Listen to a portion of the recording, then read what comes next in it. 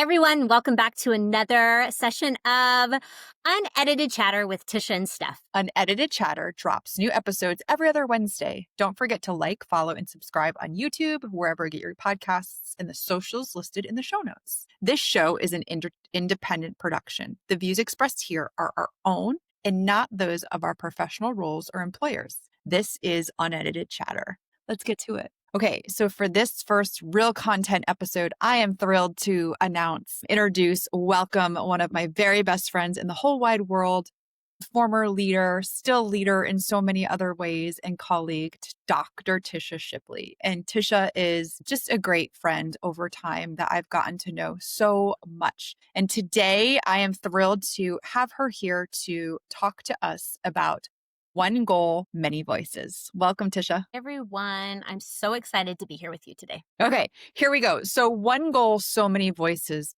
Tell me more about what that is, where it's from, and why it's important. Okay, so everybody that's listening to this podcast has a reason. You're a parent, you're an administrator, you're a teacher.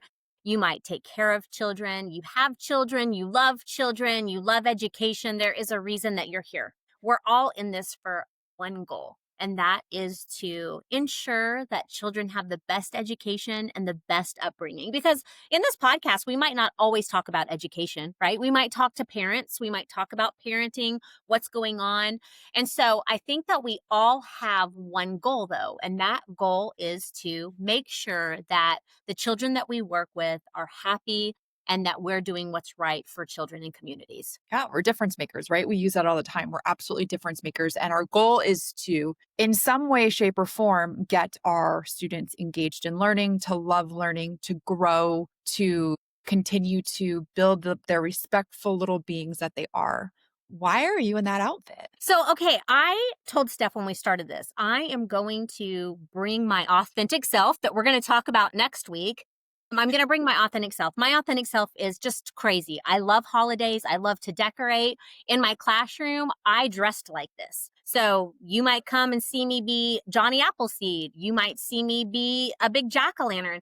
So I, taught with themes, and I love to make sure that I learn who my students are, teach by their interest. And if you are having fun and you believe in what you're doing, your students, the parents, everybody is going to have more fun. So when Tisha told me this and when I saw this, not that I don't love a good Halloween party, a good Halloween celebration, a good Halloween costume, but I was a teacher in a school that was not able to celebrate holidays like Halloween. And that was one of the first things here that we could kind of think about as a way to bring it forward, that we experienced very different educational settings and decisions in terms of fall festival versus celebrating Halloween, jack-o'-lantern versus pumpkin, and still doing those very super creative things and still being the authentic version of self. But in essence, sometimes following boundaries or rules that we had to bring forth.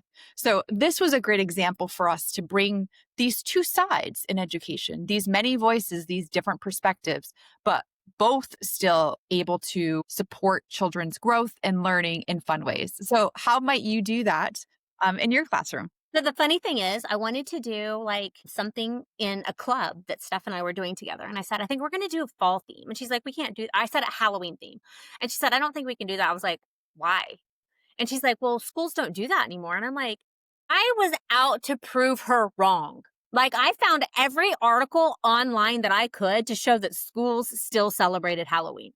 And all the schools that I know of do allow you to do some sort of Halloween, like dress up like you're a favorite book character, bring your book to school. Maybe it's your Halloween costume. In my classroom, we went and got pumpkins from the pumpkin patch. So that was our field trip. Then we carved jack-o'-lanterns. Then we cleaned them out. We baked the seeds and we put different seasonings like cinnamon or sugar or maybe something spicy on some of the seeds. And then we would graph that and turn it into math. We would do sinking and floating. So there's so many things that you can do to respect everyone and not take it into maybe I never taught about ghosts. I never taught about ghost stories. Sometimes you talk about fiction and nonfiction. You could probably bring that in there. But I think that we do have to respect boundaries and ensure that everybody is included. So the book character and dressing up is really fun. We would love to hear from our listeners too. Like, what does your school do for Halloween and Christmas? How do you celebrate those things? Or is it called winter break? So I think that at this day and time, everything is so politically correct. We can just talk about that, right? You have to be so politically correct on what you call it. Is it Christmas or is it the winter break? But it doesn't matter what it's called. We need all students to be and feel like they are a part of something. So let's talk about Thanksgiving for a second. When it was Thanksgiving, I did a huge Thanksgiving feast. We have to think about some students don't even get to celebrate Thanksgiving because maybe they don't have enough money at home or whatever, but I wanted them to have this feast. So I invited all of their families. We put the food together. We did those kind of things. And so, there are so many things that we can do and still be respectful of the children and the families that are in our classrooms and still have fun and still expose them to the world. Right. So I really think it's important to expose children, but to still be very respectful. Yeah, and I think again we talk back our one goal. So our one goal is to ensure that all children are included, and part of that Yes. might be,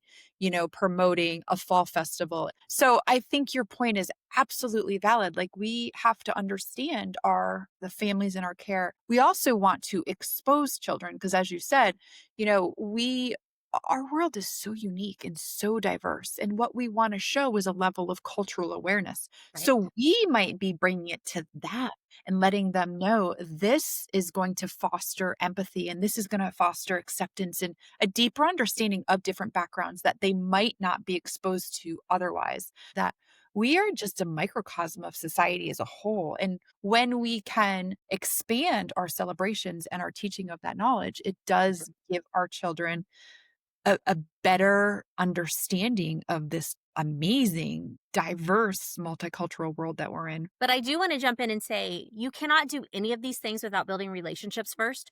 If you don't know the children and the families and the community that you live in, you have no idea what you're teaching, right? So you have to make sure that you get to know them. What interests do they have? What are they bringing to the table? What are their background experiences? Because if you Well, don't have that, culture, traditions, right? all of that. Yeah. If you don't have that knowledge, and really honestly, it might not be in the intake sheet, right? You may have to really be talking to those families. And so we can get more into that later in the season. There's lots of ways that you can build relationships, but you may just have to stop and talk. I have to tell you this story, and it's funny, but it's not. So Steph knows that I came from a really small school. I graduated with 89 people in my class. So we did Halloween, everyone in my town, everybody went to the Christian church. It was just what it was, right? There was no diversity. So when I moved to my very first school, I got my list of students, right? And I'm reading through their names and I'm like, I get to this name and I went to the teacher that was my mentor teacher for my first year. And I said, I have a child in my class named Jesus. And the teacher looked at me like I had lost my mind.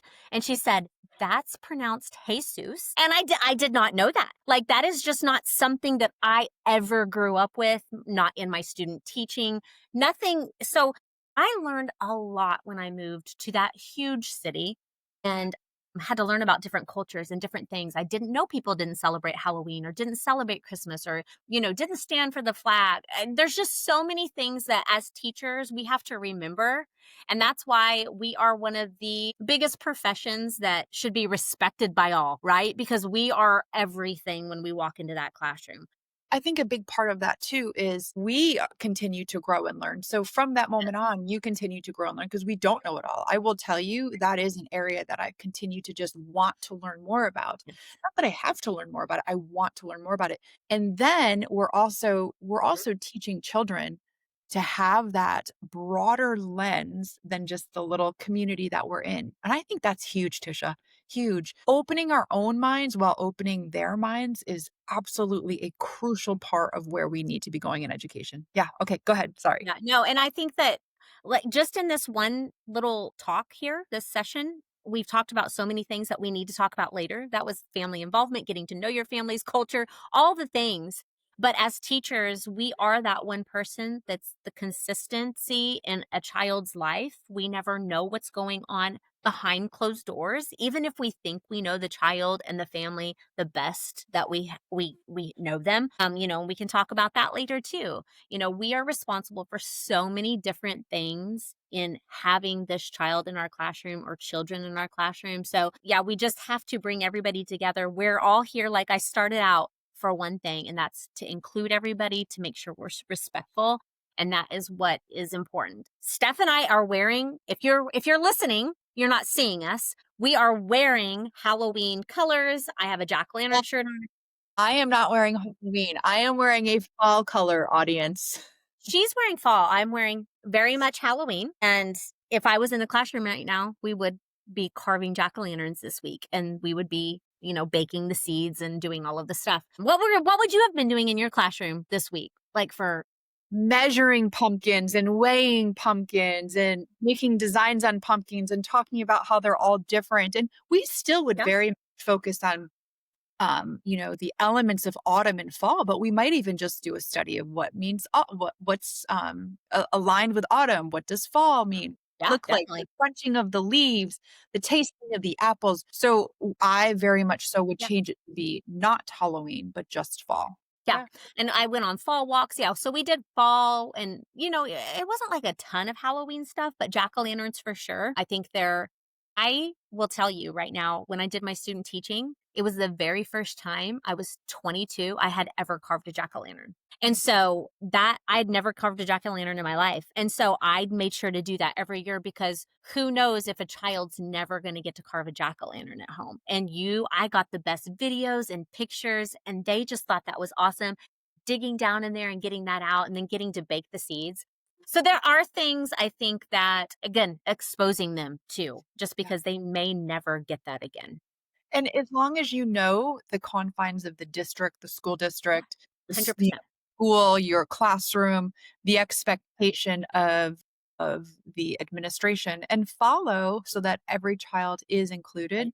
It could be something where the celebration of Halloween is allowed and you're comfortable with that and everyone is included and they're excited. But if not, we have that alternate option where we can have a fall festival and make it Yes. just as fun. I think the point of this whole session that Tisha has shown us so well is the fact that there's not one or one right way is what I'm trying to say to do things in education. And it's very much so going to be, just like she said, knowing your students, knowing your administration, knowing your state standards, knowing your regulations of your childcare centers, just knowing those components that lead the quality in your area and really kind of respecting those while also respecting the diverse children and families in your care. Yeah, Tisha.